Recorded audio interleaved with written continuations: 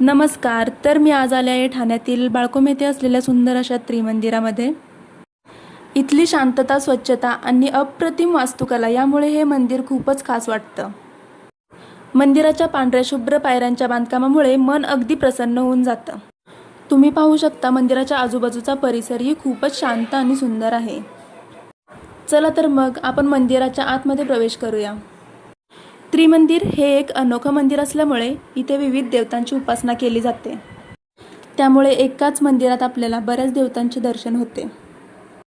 तुम्ही पाहू शकता इथे श्री चक्रेश्वरी, श्री भद्रकाली देवी, श्रीनाथजी, श्रीकृष्ण आणि प्रतिबालाजी तसेच देवी तुळजाभवानी यांचेही मंदिर आहे.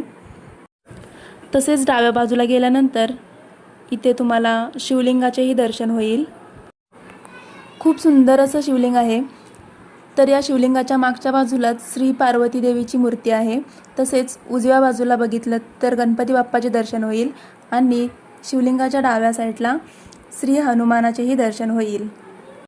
मंदिरातील वातावरण अतिशय शांत आणि सकारात्मक आहे. याचबरोबर मंदिरात तुम्हाला आध्यात्मिक पुस्तके देखील वाचायला भेटतील. तर ही पुस्तके मराठी, हिंदी आणि इंग्लिश या तीनही भाषेत उपलब्ध आहेत. तर कसा वाटला तुम्हाला माझा हा मिनी व्लॉग?